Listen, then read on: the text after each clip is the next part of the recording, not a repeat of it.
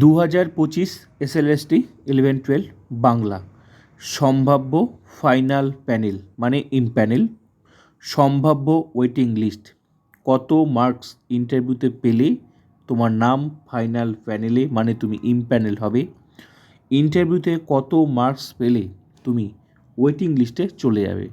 তো সেই সম্ভাব্য ফাইনাল প্যানেল মানে যারা ফাইনাল প্যানেল মানে দুটো প্যানেল, একটা হচ্ছে ফাইনাল প্যানেল আর একটা হচ্ছে ওয়েটিং লিস্ট প্যানেল।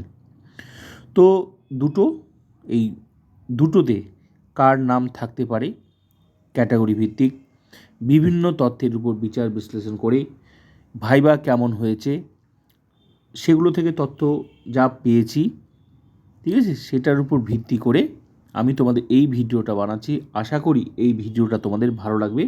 তো তোমরা দেখে নাও কত মার্কস পেলে ইমপ্যানেল হওয়া যাবে আর কত মার্কস পেলে ওয়েটিং লিস্টে নাম থাকবে। তো চলো দেখে নেওয়া যাক। সম্ভাব্য আমার মতে যেটা পেয়েছি সেটাই আমি তোমাদের শেয়ার করছি। তো চলো দেখে নেওয়া যাক।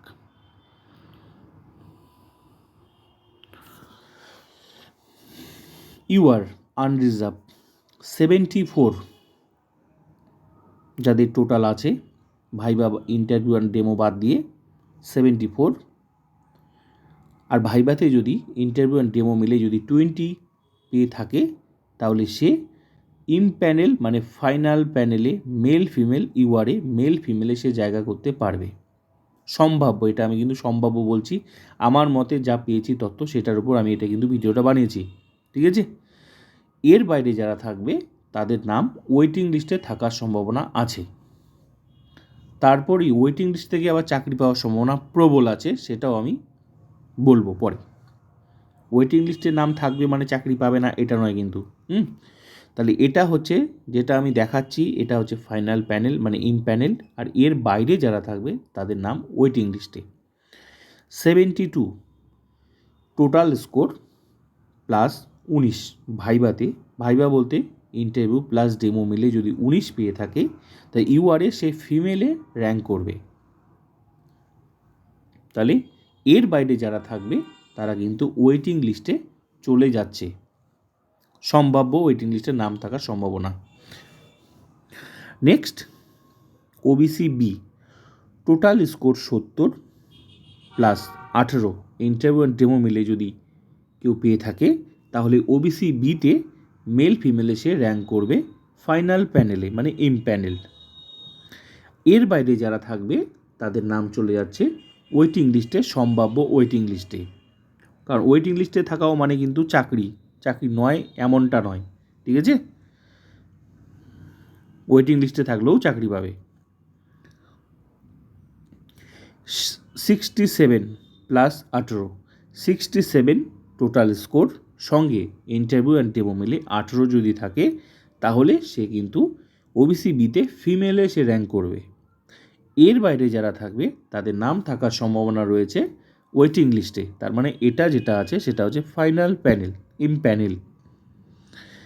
নেক্সট হচ্ছে ওবিসি এ 70 টোটাল স্কোর সঙ্গে 17 যদি ভাইবাতে মানে ডেমো প্লাস ইন্টারভিউ মিলে পেয়ে থাকে তাহলে মেল ফিমেলে ওবিসি এতে সে র্যাঙ্ক করবে। এর বাইরে যারা থাকবে তারা ওয়েটিং লিস্টে।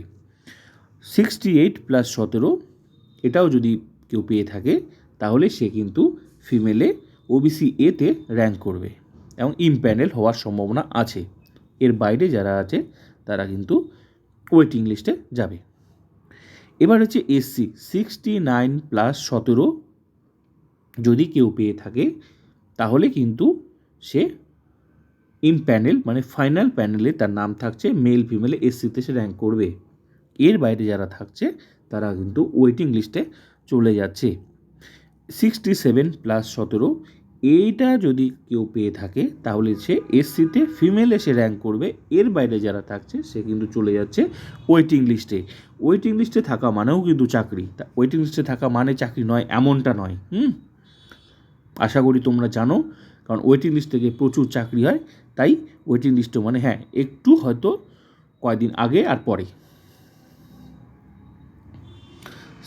ST 65 এসটিতে 65 total score plus 16 viva and demo মিলে যদি কেউ পেয়ে থাকে তাহলে তার নাম ওএসটি মেল ফিমেলে সে র্যাঙ্ক করবে। এত মার্কস কিন্তু কাট অফটা যাবে, ঠিক আছে। ফাইনাল প্যানেলে নাম রাখতে গেলে এইটা যে মার্কস যে পেয়ে মানে পাবে তার নাম এই ইন প্যানেল ফাইনাল প্যানেলে থাকবে। এর বাইরে যারা থাকবে তারা হচ্ছে চলে যাবে ওয়েটিং লিস্টে।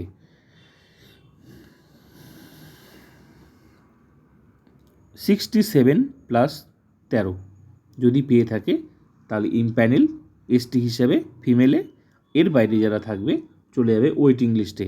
ইডাব্লিউএস 63+17 এটা যদি কেউ পেয়ে থাকে মেল ফিমেলে তাহলে কিন্তু সে একদম ইন প্যানেল ফাইনাল প্যানেলে সে থাকছে।